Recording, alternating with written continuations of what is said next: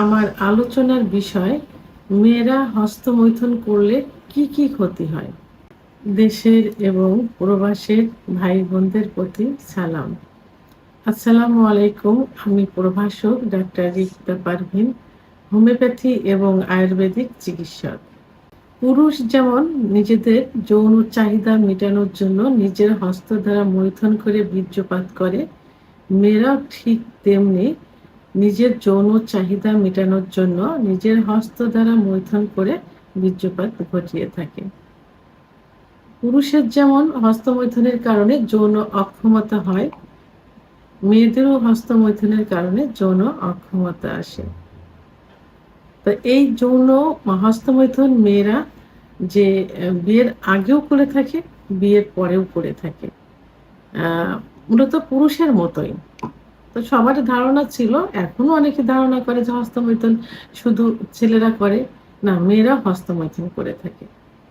আর হস্তমৈথুন ইসলামের দৃষ্টিতে সম্পূর্ণ নিষিদ্ধ। এই জন্য হস্তমৈথুনকে কখনো সাপোর্ট করা যাবে না, হস্তমৈথুন থেকে বিরত থাকতে হবে। তো এখন মেয়েরা যদি হস্তমৈথুন করে থাকে, মেয়েদের যৌন চাহিদা আছে এবং তারা যদি হস্তমৈথুন না করে, মাসে একবার দুবার, মেডিকেল সায়েন্স অনুযায়ী বলছি, তাহলে কিন্তু অতিরিক্ত স্বপ্নদোষ হবে। আর অতিরিক্ত স্বপ্নদোষ এটা সব থেকে বেশি ক্ষতিকর হয়, কারণ পর্যাপ্ত পরিমাণ লিকুইড বের হয়, বীর্য বের হয় এবং ব্রেনের উপরে যেটা ইফেক্ট করে থাকে। এই জন্য হস্তমৈথুন মাসে 1 থেকে 2 বার করা যেতে পারে, সেটা খুবই সতর্কতা অবলম্বন করে করতে হবে।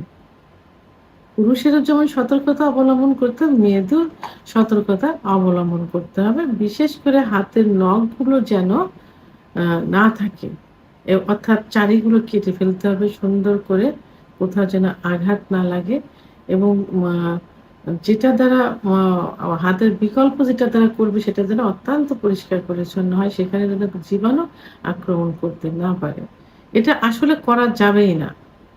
এটা ইসলামের দৃষ্টিতে নিষিদ্ধ, একটা মান সম্মানের একটা বিষয়। কারণ পুরুষ করে একরকম, মেয়েরা করে যদি বুঝতে পারে, তাহলে কিন্তু সমাজে স্বামীর কাছে কারোর কাছে কিন্তু সম্মান থাকবে না, মুখ দেখাতে পারবে না। ছেলেদেরটা অনেকে কিন্তু মেনে নেয়, মেয়েদেরটা কিন্তু একদমই মানা যাবে না।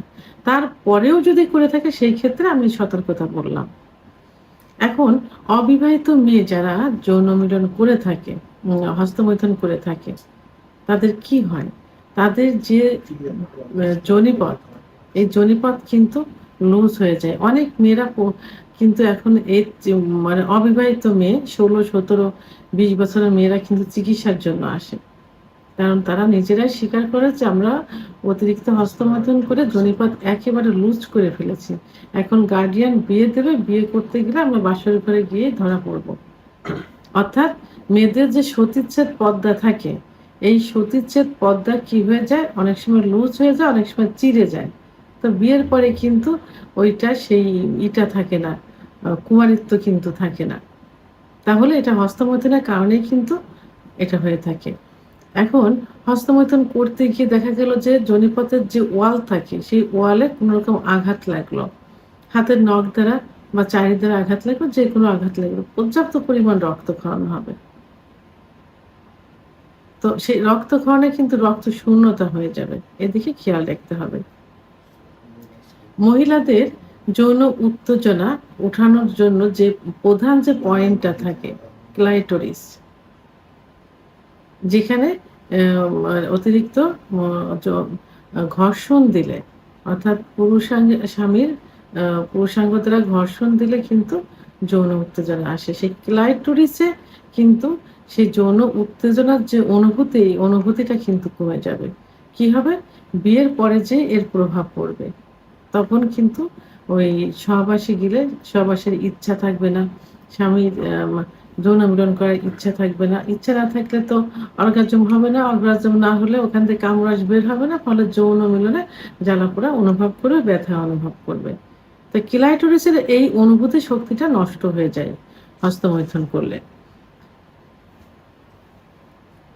অনেক সময় হস্তমৈথুন করতে গিয়ে দেখা যায় যে, যে জীবাণু থাকে যেটা দ্বারা হস্তমৈথুন করে অর্থাৎ নখ দ্বারা হস্তমৈথুন করলে অনেক জীবাণু থাকে। সেই জীবাণুটা জরায়ুর মুখে আ উম আ ইনফেকশন করতে পারে।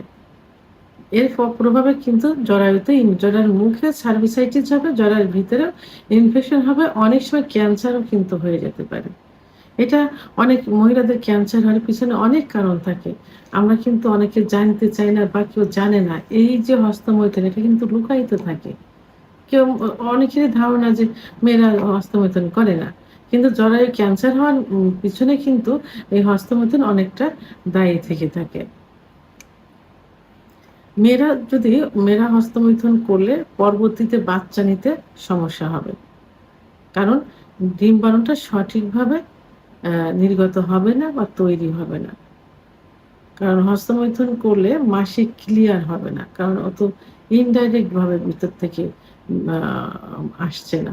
কামরস আসছে না বা লিগ্যাল ওয়েতে না বা ওখান থেকে বীর্যপাত লিগ্যাল ওয়েতে হচ্ছে না। যে কারণে কি হবে পিরিয়ডটা ক্লিয়ার হবে না। পিরিয়ড ক্লিয়ার না হলে ওখানে আ ওভারিয়ান সিস্ট হবে, পিসিওএস হবে এবং ওখানে ডিম্বাণু সঠিকভাবে তৈরি হবে না। যে কারণে বন্ধ্যাত্বে পরিণত হবে।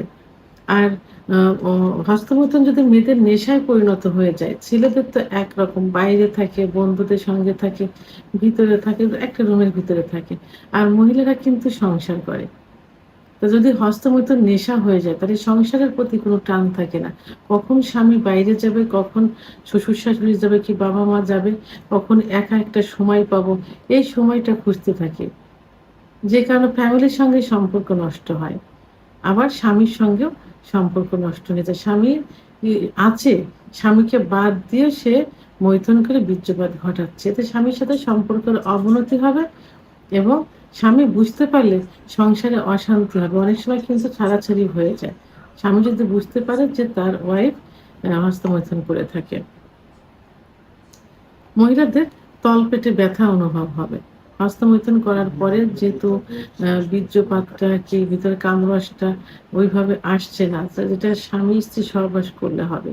যে কারণে অনেক সময় তলপেটে ব্যথা অনুভব হয় এবং হস্তমৈথুন করার কারণে যে ছত্রাকের আক্রমণ ঘটে। ফলে সেখান থেকে এক ধরনের সাদা, সাদা আ অ ধাতু নির্গত হয়। এই ধাতুটা অনেক সময় চুলকায়। আর এটা হস্তমৈথুন করার পরেই কিন্তু এটা হয়ে থাকে। ছত্রাকের আক্রমণের কারণে এটা হয়ে থাকে। ওই জায়গায় চুলকানি হয়, সাদা, সাদা পড়িয়া যায়। এবং পুরুষের মতো মহিলাদের যে যৌন অক্ষমতা আসে এটা হস্তমৈথুনের কারণেই কিন্তু চলে আসে। তো এ সম্পর্কে অনেকের ধারণা নেই। তো আমি আ আজকে একটা ফ্যামিলি যে গার্ডিয়ান থাকে, সেটা তার বাবা-মাকে উদ্দেশ্যে বলব আপনার সন্তানের দিকে, আপনার ছেলের দিকে যেভাবে কেয়ার নিচ্ছেন, আপনার মেয়ের দিকেও সেইভাবে কেয়ার নিবেন। যে মেয়ে কি করছে। দেখেন বড় ধরনের ক্ষতি হওয়ার থেকে আগের থেকে সতর্ক হওয়া উচিত। এবং ইসলামিক নিয়ম কানুনগুলো আ মেনে চলার চেষ্টা করতে হবে। সেভাবে ছোট থেকে তৈরি করতে হবে যারা মুসলমান। ধর্মীয় অনুশাসনগুলো তাদের ভিতর আনতে হবে। আর ধর্মীয় অনুশাসনগুলো আনলেই কিন্তু এর থেকে বিরত থাকা সম্ভব। আর যারা অন্য ধর্মাবলম্বী তাদেরকেও এই যে ক্ষতিটা হচ্ছে এটা কিন্তু মুসলমান, অন্য সম্প্রদায় সবারই হচ্ছে। মানব জাতিরই কিন্তু এটা হচ্ছে। তো অন্য সম্প্রদায়ে যারা থাকবেন তারাও নিজেদের সন্তানদের সেইভাবে তৈরি করবেন এবং নিজস্ব ধর্মীয় রীতিনীতিগুলো মেনে চলানোর চেষ্টা করবেন। আমার যারা হাসব্যান্ড আছেন তারাও এদিকে খেয়াল রাখবেন যে আপনার স্ত্রী কেন আপনাকে রেখে হস্তমৈথুন করছে। নিজেকে সেদিকে খেয়াল রেখে নিজের কোনো সমস্যা থাকলে সেই সমস্যাগুলো সমাধান করার চেষ্টা করবেন। ভিডিওটি সম্পর্কে যদি কোনো মতামত থেকে থাকে অবশ্যই কমেন্টসের মাধ্যমে জানাবেন।